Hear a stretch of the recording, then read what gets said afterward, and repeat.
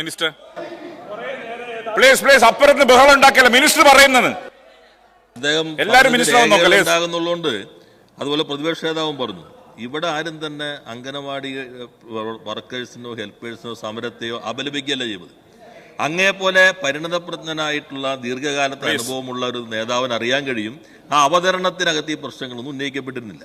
ഞങ്ങൾ എന്താ കൺക്ലൂഡ് ചെയ്ത് പറഞ്ഞത്, അംഗനവാടി വർക്കേഴ്സ് അതുപോലത്തെ ഹെൽപ്പേഴ്സ് ഇവർക്ക് നല്ല രൂപത്തിലുള്ള വേതനം ലഭിക്കേണ്ടതുണ്ട്. അതിനാവശ്യമായി നമുക്കൊന്നിച്ച് കേന്ദ്രത്തോട് നിലപാട് സ്വീകരിക്കാമെന്നാണ്. ഒന്നുകൂടി സാർ, അദ്ദേഹം ഇവിടെ പ്രതിപക്ഷ നേതാവ് പറഞ്ഞു BJP-യുമായി ചേർന്ന്. ഇവിടുത്തെ പ്രശ്നം എന്ന് വെച്ചാൽ ഈ അംഗനവാടി പ്രവർത്തകരെയും ആശാ വർക്കേഴ്സിനെയും പ്രതിസന്ധിയിലേക്കും ദുരിതത്തിലേക്കും വലിച്ചെറിയുന്ന BJP-ക്ക് ഒപ്പം ചേർന്ന് നിൽക്കുന്നു എന്നുള്ളതാണ് നാം കാണേണ്ട പ്രധാനപ്പെട്ട.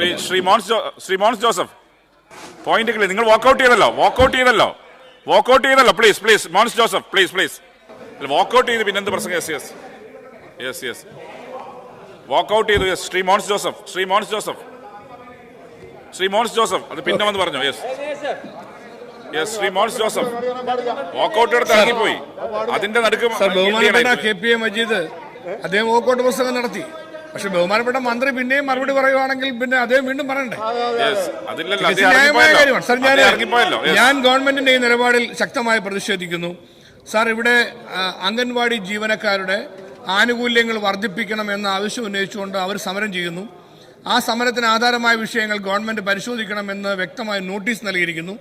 ആ നോട്ടീസിൽ പറഞ്ഞ കാര്യങ്ങൾ അവതരിപ്പിക്കുമ്പോൾ ശ്രീ നജീബ് കാന്തപുരം അദ്ദേഹം ആദ്യമായി നിയമസഭയിലേക്ക് വരുന്ന പുതിയ അംഗമാണ് സാർ. നമ്മുടെ സഭയിലൊരു കീഴ്വഴക്കം കൂടിയുണ്ട്. പുതിയ അംഗങ്ങൾ ഇത്തരം കാര്യങ്ങൾ അവതരിപ്പിക്കുമ്പോൾ അവരുടെ സൗമനസ്യത്തോടെ ഇക്കാര്യങ്ങൾ സഹകരിക്കുക എന്നൊരു പൊതു സമീപനം നമ്മളെല്ലാം എടുക്കുന്നതാണ്. അതുപോലും എടുക്കാതെ അദ്ദേഹത്തെ കൊണ്ട് പറയാൻ പോലും പക്ഷെ എന്നിട്ടും അദ്ദേഹം വിഷയം അവതരിപ്പിച്ചല്ലോ.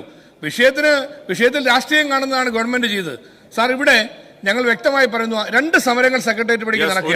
ആ സമരമുഖത്തിൽ ഞങ്ങൾ എല്ലാവരും പോയി. നമ്മൾ ചെല്ലുന്ന നേരത്ത് മറ്റു പാർട്ടികൾ വരുന്ന ആരൊക്കെയാണെന്നുള്ളത് ഞങ്ങൾ അതുകൊണ്ട് അവരുമായിട്ട് ഒന്നിച്ചാണെന്ന് പറയാൻ പറ്റുമോ? അതിവിടെ പറഞ്ഞു. അതുകൊണ്ട് സാർ ഇത്തരം തെറ്റായ ദുർവ്യാഖ്യാനങ്ങൾ കൊടുക്കാതെ ഈ 2 സമരങ്ങളും അംഗൻവാടി ജീവനക്കാരുടെ ആവശ്യങ്ങൾ ചർച്ച ചെയ്യാനും ആശാ വർക്കർമാരുടെ പ്രശ്നങ്ങൾ ചർച്ച ചെയ്യാനും ഗവൺമെന്റ് അടിയന്തരമായി ചർച്ചയ്ക്ക് തയ്യാറാണ്. ഇന്നലെ ആശാ വർക്കർമാരുടെ സമരം പരാജയപ്പെട്ടു. അവർ പൊട്ടിക്കരയുന്ന ചിത്രമാണ് മുഴുവൻ മാധ്യമങ്ങളും കൊടുത്തിട്ടുള്ളത്. ആശാ വർക്കർമാർ ഇന്ന് നിരാഹാരത്തിലേക്ക് പോവുകയാണ്. അംഗൻവാടി ജീവനക്കാരുടെ സാർ ആനുകൂല്യങ്ങൾ വർദ്ധിപ്പിക്കാൻ തയ്യാറാകണം. ആശാ വർക്കർമാരുടെ സമരം ഒത്തുതീർപ്പാക്കണം. ഇത് രണ്ടിനും തയ്യാറാകാത്തതിൽ പ്രതിഷേധിച്ചുകൊണ്ട് ഈ വോക്കൗട്ടിൽ പങ്കെടുക്കുകയാണ്.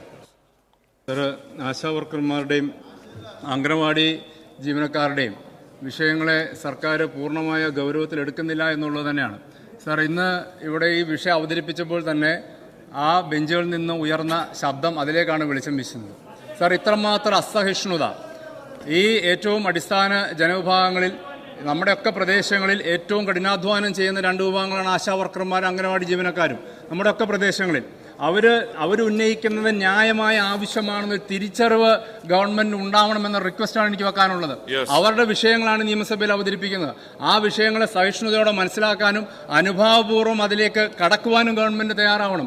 അവർ ഉന്നയിക്കുന്ന ന്യായമായ വേതന വർധനവ് അത് അംഗീകരിച്ചു കൊടുത്ത് ഈ സമരം 2 സമരവും എത്രയും വേഗം അവസാനിപ്പിക്കാനുള്ള നടപടി ഗവൺമെന്റ് സ്വീകരിക്കണം. ഒപ്പം തന്നെ അവരുടെ ഒരുപാട് വിഷയങ്ങൾ പറഞ്ഞതുകൊണ്ട് ഞാൻ ആവർത്തിക്കുന്നില്ല. അവരുടെ ആവശ്യങ്ങൾ ന്യായമാണ്, തികച്ചും ന്യായമായ കാര്യങ്ങൾ അത് ഗവൺമെന്റ് അനുഭാവപൂർവ്വം പരിഗണിക്കണമെന്ന് ഞാൻ ആവശ്യപ്പെട്ടുകൊണ്ട് അത് ചർച്ച ചെയ്യാത്തിൽ പ്രതിഷേധിച്ച് വാക്കൗട്ട് ചെയ്യുന്നു. സാർ, കേരളത്തിലെ അംഗനവാടി ജീവനക്കാരും ആശാപ്രവർത്തകരും കഴിഞ്ഞ കുറേ ദിവസങ്ങളായി സാർ സമരം ചെയ്യുകയാണ്. ആശാപ്രവർത്തകർ 39 ദിവസമായി സാർ സമരം ചെയ്യുകയാണ്. ഒരു തൊഴിലാളി വർഗ സർക്കാർ, സ്ത്രീപക്ഷ സർക്കാർ എന്ന് അവകാശപ്പെടുന്ന നിങ്ങൾ ഒരു സ്ത്രീ തൊഴിലാളികൾ അവരെ സമരം ചെയ്യുമ്പോൾ അവരെ അപഹസിക്കുകയാണ് സാർ. കേന്ദ്ര ഗവൺമെന്റിനോട് ചോദിക്കണമെന്ന് സംസ്ഥാന സർക്കാരിനോട് ചോദിക്കണം.